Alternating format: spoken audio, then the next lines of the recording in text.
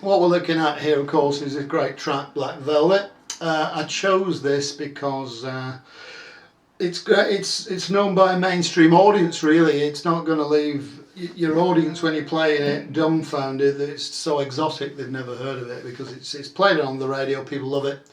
Do it at karaoke, and all sorts of ages will appeal to it. And it's sort of bluesy and smoky enough for guitarists to be able to get a bite into it as well.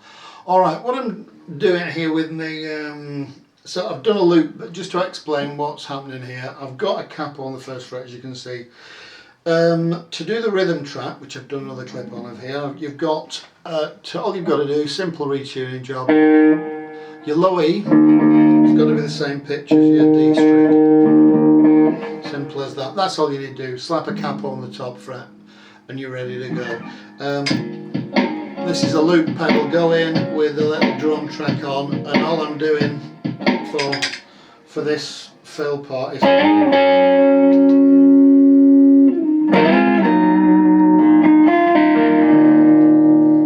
the way I'm doing this, very simple. You've got a bar, top 4 strings on fret 6, and then you've got string 2 on 7, and then you just slide up 2 frets, down 2 frets. It helps having this low E string the same sort of key as it, and your other part is this one here is strings 2 and 4 held down on fret 4 and string 3 on 3, so you're going, and I'm also doing a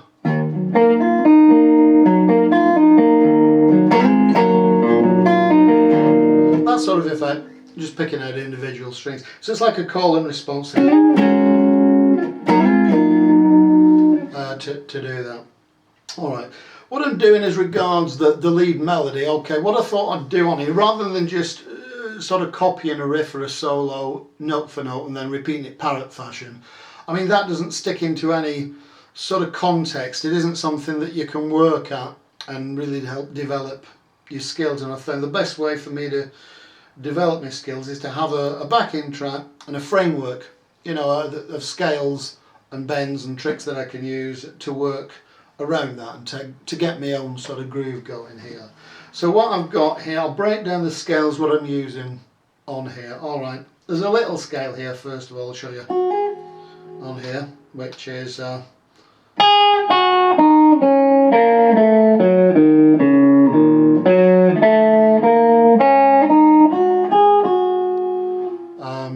the top. This is the main scale I'm using here, which goes this. I'll just run through this.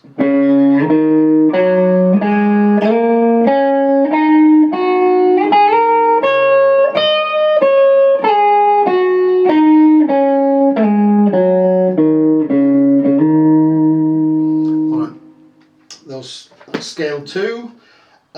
What I recommend is with these scales, rather than try and do it all in one go, is maybe chop it down into bite-sized pieces, practice with scale 1 a bit, scale 2 a bit, until you're familiar with those, right?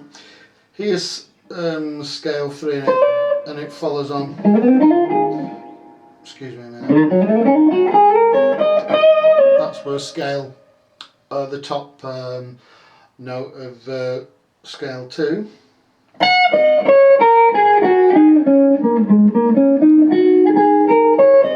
So here's a little pentatonic thing. So it's in this box here, what I'm looking at, which is between frets 11 and 14. Alright, in this box here.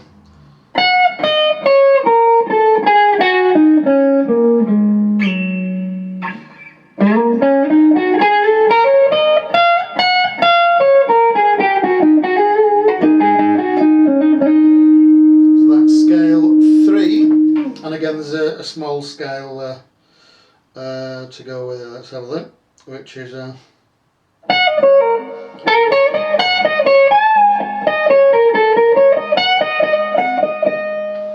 scale 4, which goes into it. So once you practice each of those scales, get proficient at it and try.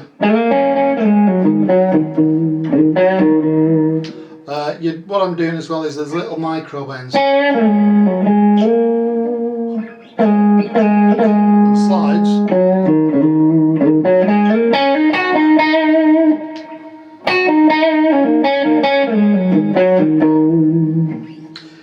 You've got as well, bear in mind as well that the bends so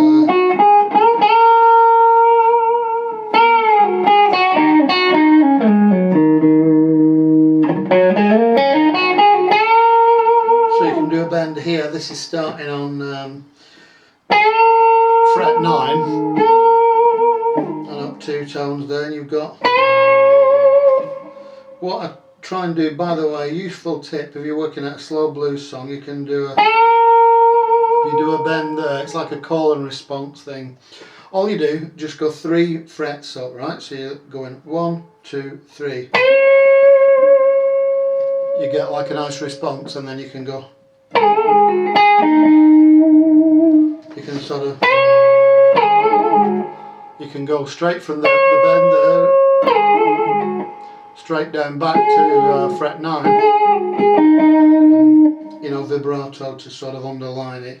The other trick I'm using on here is to get 2 strings ringing at the same time, so you've got the sort of thing of. And all I'm doing there basically is starting on string 4, fret 6, and I'm just doing a chromatic thing up the next 2 frets, but at the same time I'm putting this finger behind onto string 3 on the same position, fret 6, so it's going. And then at the end of it you've got the 2 going sort of in chorus like that for a nice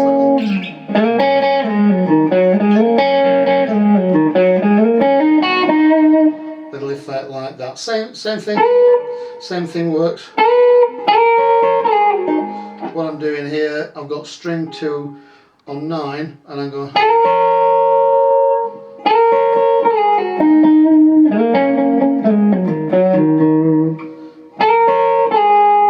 So all I'm doing with this one is string 2 on 9, and then I'm doing the same chromatic thing, but then moving my first finger down to string 1 on 9 and then bending back. Alright, so anyway, there's a few ideas there, but those are the 4 scales that I use to do, like you know, the lead melody improv in this song. Alright, hope you found that of some use, folks. Bye for now, thanks for watching.